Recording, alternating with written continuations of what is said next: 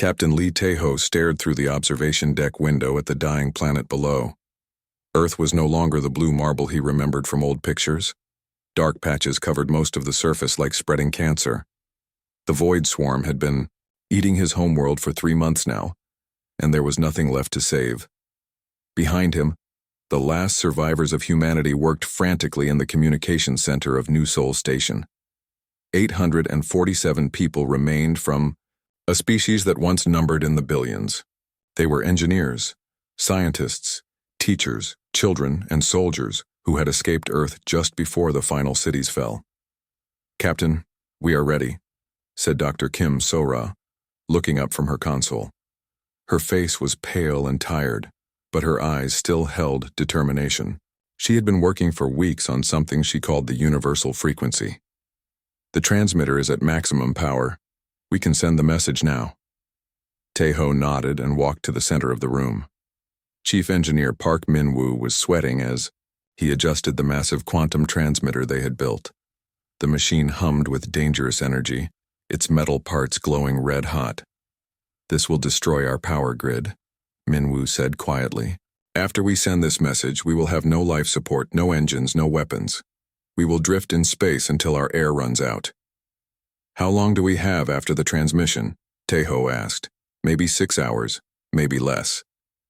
The captain looked around the room at his crew. Communications officer Yoon Hana sat at her station, her fingers ready on the controls. She was only 22 years old, younger than his own daughter had been. His daughter who was now dead along with everyone else on Earth. "Are you all sure about this?" Taeho asked. "We could try to run, find another planet, live a few more years in exile." Dr. So-ra shook her head. "Captain, we tried running, we tried fighting, we tried hiding, nothing worked. The void swarm finds everything, it eats everything. But maybe someone out there in the galaxy can learn from our mistakes. Maybe they can prepare better than we did." She pointed to her computer screen, which showed wave patterns and mathematical formulas. "These frequencies are ancient. I found them in old alien ruins on Mars before we evacuated. They are older than human civilization, older than most star systems. If any advanced species are still alive out there, they will understand these signals." Min-woo wiped sweat from his forehead. "The power levels are dangerous. If something goes wrong, the transmitter could explode and take half the station with it. And if nothing goes wrong, we still die in 6 hours," said Hana softly. "At least this way our deaths might mean something." Taeho walked to the main communication console. Outside the windows, he could see the void swarm finishing its work. On Earth, the mechanical creatures looked like metal insects the size of buildings. They moved in perfect coordination, stripping away everything organic, everything living, everything beautiful. They left behind only empty rock and poisoned air. 3 months ago, Earth had forests and oceans and cities full of people. Children played in parks while their parents worked and dreamed of the future. Artists created music and paintings. Scientists made discoveries. Lovers held hands under starry skies. Now there was nothing. "What exactly are we sending?" Taeho asked. Dr. So-ra activated her display screen. "First, we send our location and basic information about humanity, our history, our science, our culture. Everything we can compress into quantum data streams. Then we send a warning about the void swarm, how they attack, how they spread, how they consume worlds. And then we ask for help, not for rescue, because no one could reach us in time. We ask whoever receives this message to remember us, to learn from our mistakes, to be ready when the swarm comes for them." Hana looked up from her console. "Captain, I am detecting movement from the swarm. Some of them are leaving Earth's surface. I think they know we are here." Through the windows, Taeho could see dark shapes rising from the planet. Hundreds of void swarm units were flying toward their station. They moved like a cloud of mechanical death, their metal bodies reflecting no light. "How long until they reach us?" he asked. 20 minutes, maybe less." Min-woo checked his instruments. "The transmitter is ready, but I need at least 15 minutes to send the full message. The power requirements are enormous." "Then we start now," Taeho decided. He sat down at the communication console and began recording. This is Captain Lee Taeho of the Human Defense Force, speaking from New Seoul Station in the Sol system. Today is March 15th, 2387. We are the last of our species. His voice was steady, but his hands shook slightly as he continued. Humanity lasted for over 200,000 years on our homeworld of Earth. We created art and music and stories. We loved and fought and dreamed. We reached for the stars and built homes among them. We were not perfect, but we tried to be good. Dr. Sora began uploading data files while Taeho spoke. Thousands of years of human achievement flowed through the quantum transmitter in compressed streams of information.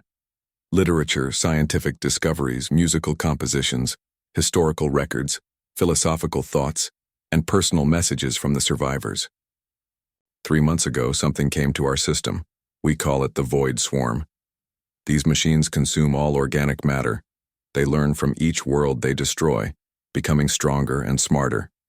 They cannot be reasoned with or stopped. We tried everything. The station shook as the first Void Swarm scouts reached their outer hull. Minwoo increased power to the transmitter, causing the lights to flicker. We are sending this message on ancient frequencies that we found in alien ruins. If anyone receives this, please remember that humanity existed. Remember that we fought. Remember that we cared about more than just survival. More impacts hit the station. Emergency alarms began sounding as the swarm started cutting through their defenses. We do not ask for rescue because we know it is too late. But we ask that you prepare. The Void Swarm will spread across the galaxy.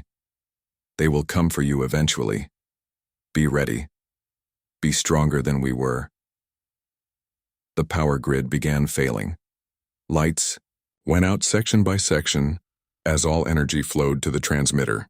This is our final gift to the universe. Everything we learned, everything we created, everything we were. Do not let it be in vain.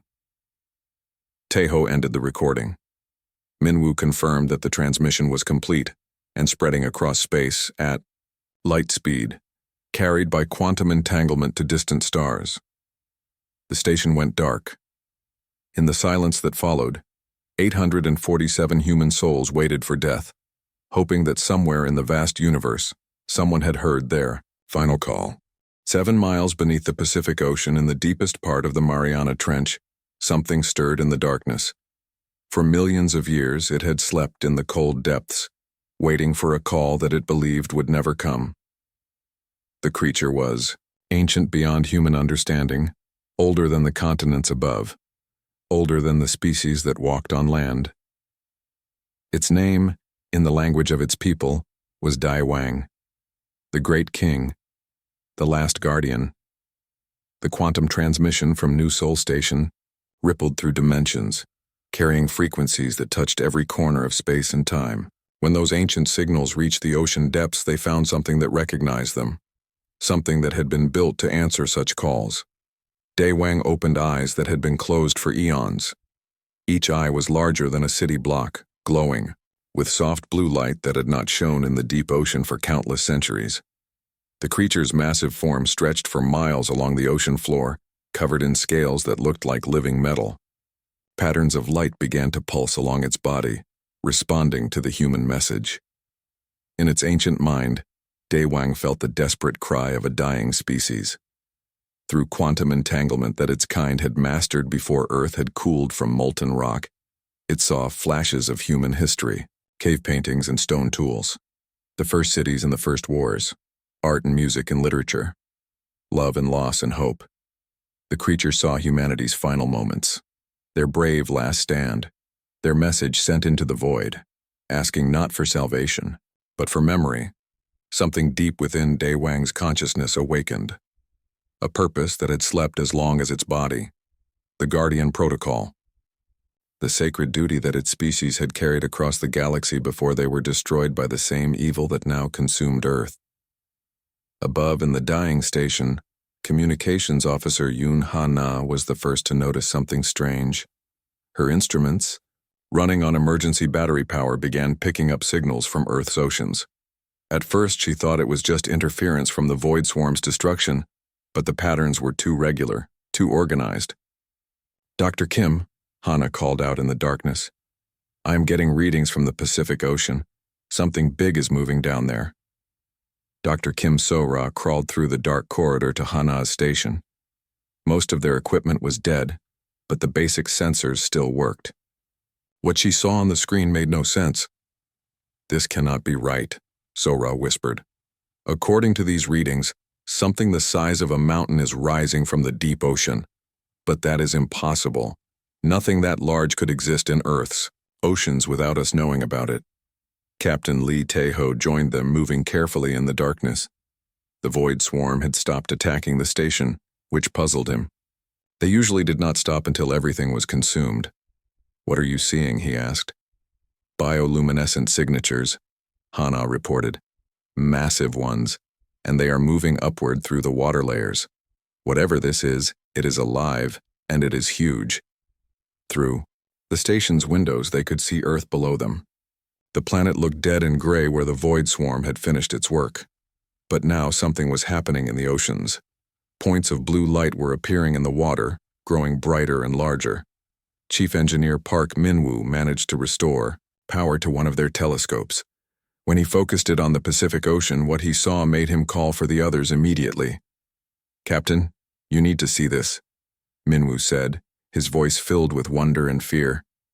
They gathered around the telescope display. In the depths of the ocean, something impossible was rising. It looked like a living mountain covered in glowing patterns. The creature was so large that their telescope could only show parts of it at a time. A section that looked like a head was bigger than their entire station. The body seemed to stretch beyond their ability to measure. "What is that thing?" Tae-ho asked. "I do not know," So-ra replied. "But look at these energy readings. This creature is not just biological, it is generating power signatures that our instruments cannot fully measure. The technology integrated into its body is beyond anything humans ever achieved." The ancient being continued its slow rise through the ocean layers. As it moved, the water around it began to glow with bioluminescent plankton that responded to its presence. Schools of fish that had survived the void swarm's initial attack swam alongside the massive creature, as if they recognized it as their protector. Daewang's consciousness was fully awake now. Through genetic memory passed down from its ancestors, it understood what the void swarm was. Not a natural phenomenon, but a weapon created by an ancient enemy, a plague designed to consume all organic life in the universe. The Guardians' people had fought this enemy across many galaxies. They had sacrificed themselves world by world, species by species, to slow the swarm's advance and give younger civilizations time to grow strong. Daewang was the last of its kind, the final guardian left to answer the call. But as it rose through the dark water, the ancient creature felt something new. The humans who had sent the distress call were different from other species it had protected in the past. Their message had not been a simple cry for help. They had asked to be remembered. They had shared their knowledge freely, hoping others might survive even if they could not. This touched something in Daewang's ancient heart. These humans had nobility. They had chosen to face death with dignity rather than beg for their lives. They deserved to be saved. The creature's massive form broke through layer after layer of ocean water. As it rose, ancient systems within its body began to activate. Weapons that had slept for millions of years started to charge with power. Defensive fields that could stop planetary bombardments flickered to life around its scales.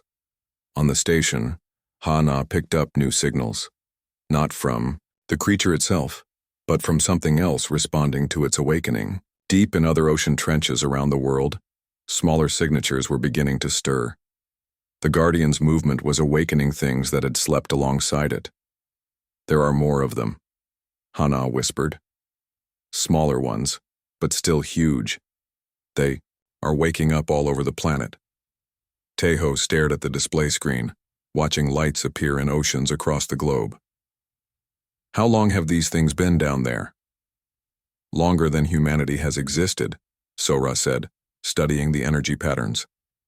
"These readings suggest they have been dormant for geological ages, but something in our transmission woke them up." The largest creature, Daewang, was now only 2 miles from the ocean surface. As it rose, the void swarm units that had been consuming marine life began to take notice. Thousands of the mechanical parasites turned their attention from their feeding to focus on this new presence. But the ancient guardian was not afraid. It had fought the void swarm before, in other star systems, in other times. It knew their weaknesses, and now, after eons of sleep, it was ready to fight them again. The last battle for Earth was about to begin. The Pacific Ocean exploded upward as Daewang broke the surface for the first time in millions of years. Water cascaded from its massive form like waterfalls from a mountain range. The creature that emerged defied every law of biology that humanity understood.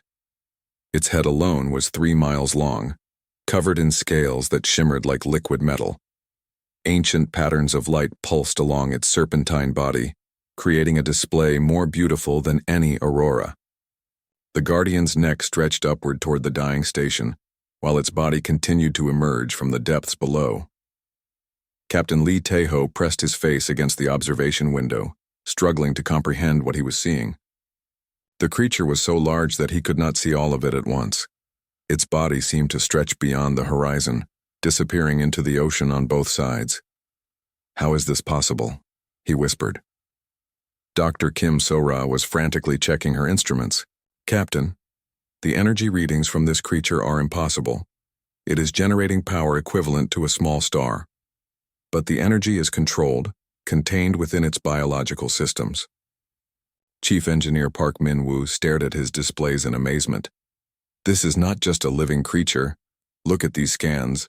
Parts of its body are clearly technological, but grown rather than built. It is like someone took a starship and made it evolve over millions of years." Along the Guardian's massive flanks, they could see structures that looked like weapons. Not metal cannons or laser arrays, but organic growths that pulsed with contained energy. Ancient armor plating covered vital areas, grown from materials that their sensors could not identify. The void swarm had noticed the new arrival. Across Earth's surface, millions of mechanical parasites stopped their consumption and turned toward the ocean. They rose from the dying continents like a dark cloud, their metal bodies glinting in the sunlight as they swarmed toward Daewang. The Guardian watched them come with eyes that burned like blue stars. In its ancient memory, it remembered the first time it had seen these creatures. They had destroyed its homeworld, consumed its people, turned entire star systems into lifeless metal graveyards. For eons, Daewang had carried the grief of being the last survivor of its species. But now, watching these small humans fight so bravely in their final moments, the Guardian felt something it had not experienced in millions of years. Hope. These young beings had shown that intelligence could create beauty as well as destruction. They deserved to survive. The first wave of void swarm units reached Daewang and attacked without hesitation. Thousands of them dove toward the Guardian's head, their cutting tools spinning and their energy weapons charging. They had consumed entire planets with these same tactics, overwhelming their prey through sheer numbers. The attacks bounced off Daewang's scales like raindrops hitting stone. The Guardian's hide had been forged in the heart of dying stars. It had weathered cosmic storms that could strip the atmosphere from planets. The void swarm's weapons, designed to cut through metal and flesh, could barely scratch the ancient armor, but Daewang was not content to simply endure the attack. Along its massive body, organic weapons began to charge with power that made the ocean around it glow. When the Guardian opened its mouth, light poured out like concentrated starfire. On the station, Communications Officer Yoon Hana was picking up new signals, not from Earth but from the creature itself. The frequencies were similar to the ancient ones they had used for their distress call, but far more complex. "Dr. Kim," she called out, "I think it is trying to communicate with us." So-ra rushed to Hana's station.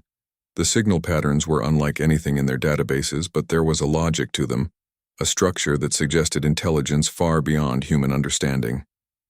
"Can you establish a connection?" So-ra asked. Hana adjusted her equipment, using the same quantum frequencies they had broadcast earlier. "I am trying, but the signal is so complex. It is like trying to translate the thoughts of a god." Suddenly, the communication came through not as words or sounds, but as direct understanding planted in their minds. The sensation was overwhelming, like having the knowledge of eons poured into their consciousness in a single moment. Images flashed through their awareness. Ancient civilizations reaching for the stars. Beautiful worlds full of life and art and music. Then darkness. The void swarm consuming everything, leaving only empty space behind.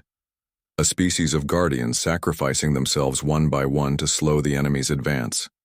And finally, one last guardian going to sleep in Earth's deepest ocean, waiting for a call that might never come. Young ones. The voice in their minds was vast and sad and infinitely old. Your call has been heard. Stand witness to the old ways. Tejo felt tears on his cheeks. The guardian's memories had shown him civilizations that made humanity's greatest achievements look like children's drawings. But in those memories he had also seen something else. Every species the Guardians had protected had contributed something unique to the galaxy. Art, music, philosophy, scientific discoveries. Each had been precious in its own way. You came to save us, Tejo said aloud, knowing somehow that the Guardian would hear him. I came because you called, Daewang replied. Because in your final message, you showed that your species understands what is truly important. You asked, not for rescue, but for memory. You shared your knowledge freely, hoping others might survive. This is wisdom. The second wave of void swarm attacks was larger than the first. Millions of mechanical parasites swarmed around the Guardian like angry insects. They attacked from every angle, using weapons that had conquered 1,000 worlds. Daewang began to fight back in earnest. The Guardian's organic weapons fired beams of energy that turned void swarm units into vapor. Its massive tail swept through formations of attackers, destroying hundreds at a time. Ancient defensive systems created fields of force that crushed entire squadrons of mechanical parasites. But this was not just brute force. The Guardian fought, with intelligence gained from millions of years of experience. It knew the void swarm's weaknesses, their patterns, their limitations. Every movement was calculated, every attack precisely aimed. Min Wu watched in amazement as gravitational fields appeared around parts of the Guardian's body. It is manipulating space-time itself. Those organs along its sides are generating localized gravity wells. The gravity weapons pulled void swarm units into tight clusters, making them easy targets for the Guardian's energy beams. Entire formations of attackers were compressed into metal spheres that sank into the ocean. But the void swarm kept coming. More units rose from Earth's surface, while others began arriving from space. They had consumed most of the planet's resources and were now focusing everything on this new threat. Daewang's bioluminescent patterns pulsed brighter as the battle intensified. The ancient creature was drawing on power reserves it had built up over geological ages, but even those were not infinite. The Guardian was strong, but it was only one being against millions of enemies. On the station, the human survivors watched their planet's last battle unfold. They could see that the Guardian was winning, but they could also see the cost. The creature's light patterns were beginning to flicker. Dark patches appeared on its scales where concentrated attacks had finally broken through. It is getting tired, Sora observed. Even something that powerful cannot fight forever. But as they watched, something unexpected happened. The smaller signatures Hana had detected earlier began to rise from other ocean trenches. Not guardians like Daewang, but something else. Ancient creatures that had slept alongside the Guardian, waiting for this moment. The final phase of the battle was about to begin. As the battle raged in the Pacific Ocean, Daewang shared the terrible truth with the human survivors. The knowledge flowed into their minds like ancient water breaking through a dam, cold and overwhelming but necessary. The void swarm is not natural. The Guardian's voice echoed in their consciousness. Long ago, before your son was born, there lived a species that believed they could perfect the universe. They saw organic life as chaos, as waste, as something that needed to be cleaned away.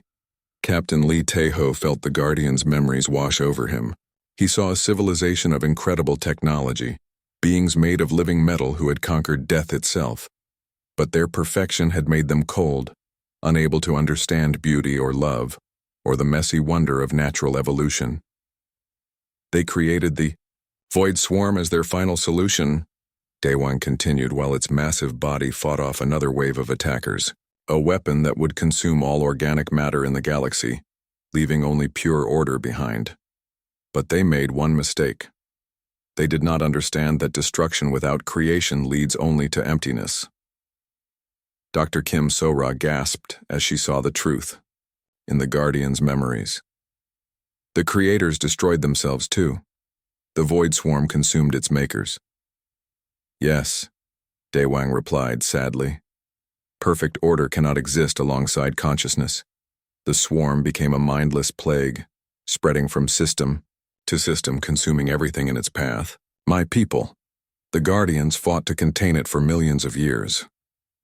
Through the observation windows, they could see the battle reaching a new level of intensity.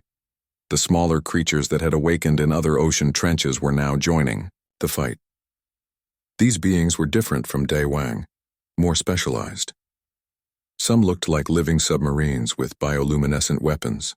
Others resembled enormous jellyfish that generated electrical storms capable of frying entire squadrons of Void Swarm units.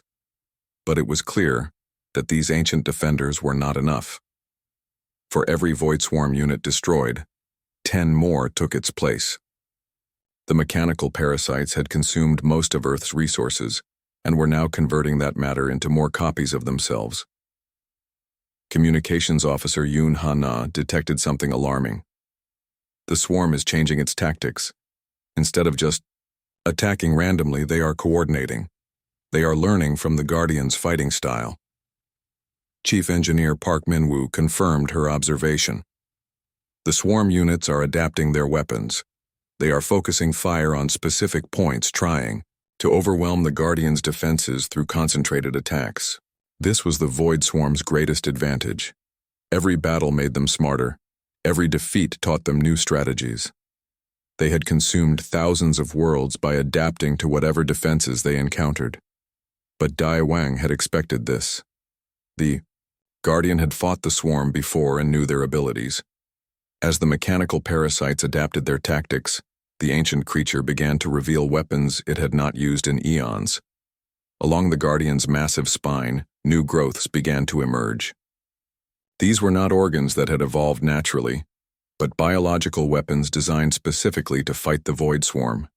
They had been grown over millions of years, each one crafted to exploit a specific weakness in the enemy's design. The first new weapon released clouds of microscopic organisms into the water. These tiny creatures looked harmless, but when they came into contact with Void Swarm units, they began to multiply rapidly, eating the metal parasites from the inside. Biological viruses, So-ra whispered in amazement. The Guardian is using engineered life forms to attack the swarm's mechanical components. The effect was devastating. Entire formations of Void Swarm units began to dissolve as the bioviruses spread through their ranks. The mechanical parasites tried to adapt, but the viruses were designed to evolve faster than their targets could change. But Daewang was not finished. The Guardian's second weapon was even more impressive. Organs along its sides began to generate fields of distorted space-time. These gravitational anomalies created pockets of compressed matter that acted like miniature black holes. Min-woo stared at his instruments in disbelief. It is creating localized gravitational singularities. Those are not just weapons, they are controlled applications of cosmic physics. The gravity weapons pulled massive clusters of Void Swarm units together, compressing them until they formed dense balls of crushed metal that sank into the ocean. Entire sections of the enemy force were eliminated in moments. Yet the most remarkable weapon was still to come. Daewang opened chambers along its body that had remained sealed for geological ages. From these chambers flowed a substance that looked like liquid starlight. When this material touched the ocean water, it began to spread in all directions. "What is that?" Tae-ho asked. The Guardian's reply filled them with wonder. "The essence of creation itself. My people learned to harness the same force that builds stars and planets. We can use it to remake matter at the molecular level." The liquid starlight spread through the water, reaching every void swarm unit in the ocean. But instead of destroying them, it began to transform them. The mechanical parasites found themselves changing, their metal bodies becoming something new, something alive. Before their eyes, the humans watched as thousands of void swarm units turned from mechanical destroyers into creatures of living metal and organic tissue. The transformation was not random, but guided, directed by the Guardian's ancient knowledge. You are not just destroying them, Sora realized. You are converting them. Destruction only creates more destruction, Daewang explained. But transformation can break the cycle. These converted units will no longer serve the swarm's purpose. They will become something new, something capable of choice. The newly transformed creatures immediately turned on their former companions. The Void Swarm found itself fighting a war on two fronts against both the Guardians' ancient weapons and their own converted units. But the effort was taking an enormous toll on Daewang. The Guardian's bioluminescent patterns were growing dimmer, and dark patches appeared along its massive body, where energy reserves were being exhausted. Hana detected something that made her heart race with hope and fear. The Guardian is doing something else. It is scanning our station, recording everything. They felt Daewang's consciousness touch theirs again, but this time it was different. The Guardian was not just communicating with them, it was downloading their entire digital database. Every piece of human knowledge, every work of art, every scientific discovery, every personal memory stored in their computers. Why are you taking our information? Teho asked. Because knowledge must not die, the Guardian replied. Even if your bodies cannot survive, your achievements will live on. Your music, your poetry, your discoveries about the universe. These things have value, beyond mere survival. The Guardian's body began to glow brighter as it processed and stored the entirety of human civilization within its genetic memory banks. But this final effort was pushing the ancient creature beyond its limits. Cracks appeared in Daewang's armor, plating. Some of its weapons went silent as energy reserves ran dry. The Guardian had fought bravely, but it was dying, spending its life force to save a species it had only just met. The battle was nearly won, but at a cost that broke the survivors' hearts. Their savior, the last guardian of an ancient race, was sacrificing itself for humanity's future. Yet in the depths of the ocean, something miraculous was beginning to happen. The Guardian's sacrifice was not an ending, but a transformation that would change everything. The last of the Void Swarm units fell silent in the Pacific Ocean, their mechanical bodies transformed or destroyed by Daewang's ancient weapons. Earth's oceans, which had been dark and poisoned just hours before, now glowed with bioluminescent life as the Guardian's essence spread through the water. But victory had come at a terrible price. Daewang's massive form was failing, its bioluminescent patterns flickering like dying stars. The ancient creature had spent millions of years of stored energy in a single battle, pushing itself beyond the limits of even its incredible biology. Captain Lee Taeho pressed his hand against the observation window, watching their savior slowly sink back toward the ocean depths. "It is dying because of us," he whispered. "No," came the Guardian's voice in their minds, weaker now, but still filled with ancient wisdom. "I am dying because my time has come. But death is not an ending, young captain. It is a transformation." Dr. Kim So-ra's instruments were picking up massive energy readings from the Guardian's body. Something is happening. The creature's cellular structure is changing at the molecular level. As they watched in amazement, Daewang's enormous form began to break apart. But this was not the dissolution of death. Instead, the Guardian's body was dividing itself into thousands of smaller pieces, each one glowing with its own inner light. "What are you doing?" Communications Officer Yoon Hana asked, her voice filled with wonder and fear. "I am giving birth," Daewang replied. "For millions of years I have carried within myself the genetic memory of my entire species. Now, combined with the knowledge and spirit of humanity, I can create something new, something that has never existed before." The pieces of the Guardian's body continued to divide and reshape themselves. Some became creatures that looked like smaller versions of Daewang. while others took forms that were entirely new. Each one carried a fragment of the ancient guardian's power and wisdom, but also something else. Something distinctly human. Chief, Engineer Park Min-woo stared at his readings in disbelief. These new creatures are not just copies of the Guardian. They have human DNA integrated into their genetic structure. They are hybrids. How is that possible? Taeho asked. When I downloaded your civilization's knowledge, Daiwang explained, I also absorbed genetic samples from your station's life support systems. Your DNA, your biological essence, has been woven into the pattern of my offspring. They will carry both Guardian wisdom and human determination. The transformation was beautiful beyond description. Hundreds of new beings emerged from the Guardian's dissolution, each one unique. Some resembled marine creatures, but with the intelligence and purpose of ancient guardians. Others looked more humanoid, but with the power and longevity of the cosmic protectors. These hybrid beings immediately began working together with a coordination that amazed the human observers. Some dove deep into Earth's ocean trenches, beginning the process of healing the planet's wounded ecosystems. Others rose toward the surface, their bodies generating fields of energy that began to purify the poisoned atmosphere. They are terraforming Earth, Sora realized, restoring it to a state that can support life again. But the most remarkable sight was yet to come. Several of the larger hybrid creatures approached New Sol Station, their forms glowing with gentle light. They surrounded the dying human outpost with fields of energy that began restoring its power systems and life support. Hana felt her communication. Equipment come back online as the creatures shared their energy with the station. They are giving us power. We can survive now. The largest of the hybrid beings, one that retained much of Daewang's serpentine form but was small enough to communicate directly with the humans, spoke to them with a voice that blended ancient wisdom with youthful hope. We are the children of two worlds, it said. Born from guardian sacrifice and human courage. We carry the duty to protect, but also the desire to create and explore that defines your species. Taeho felt tears flowing down his cheeks. Daewang is gone. Not gone, the hybrid creature replied, transformed.